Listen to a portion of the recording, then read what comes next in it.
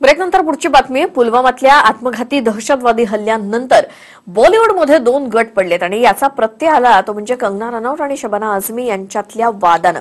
शबाना आझमी या भारत तेरे टुकडे होंगे गँगच्या समर्थक असल्याचा आरोप कंगनानं केलाय आणि त्या आरोपाला शबाना आझमींनी काय उत्तर दिलंय पाहूयात. मणिकर्णिकाला शबाना आझमींचं उत्तर. भगवान उन्हें खुश रखे. शबाना भारत तेरे तुकडे होंगे गँगच्या समर्थक. कराचीतल्या कार्यक्रमावरनं कंगनाचा वाद.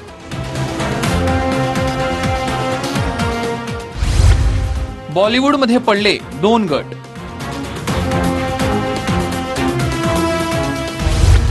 पुलवामाच्या हल्ल्यानंतर बॉलिवूडमध्ये वॉर.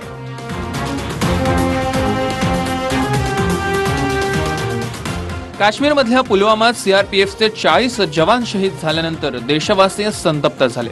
बॉलिवूडमध्येही वेगळं चित्र नव्हतं. आत्मघाती हल्ल्यानंतर अभिनेत्री शबाना आझमी यांनी त्यांच्या कराचीतला कार्यक्रम रद्द केला. ट्विट करून त्यांनी माहिती दिली. एकूण 3 ट्विट करून त्यांनी ही माहिती दिली.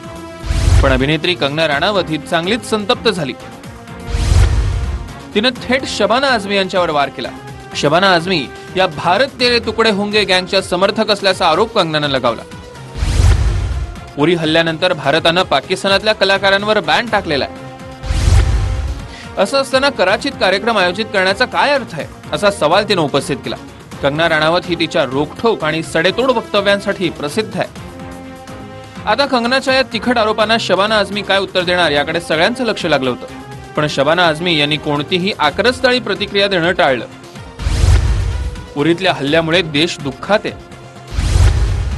सर्व त्या हल्ल्याचा निषेध करताय. अशा वेळी माझ्यावर होणारी टीका महत्वाची नाही. देव कंगनाला खुश ठेवो अशी संयमित प्रतिक्रिया शबाना आझमींनी दिली. एकंदरीतच बॉलिवूडमध्ये 2 गट आहेत. एक गट हा पाकिस्तानातल्या कलाकारांना बॉलिवूडमध्ये संधी देण्याच्या बाजूचा आहे.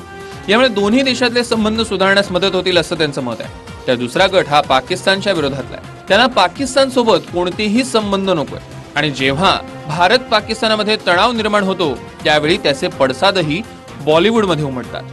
Bureau report, TV9 Marathi.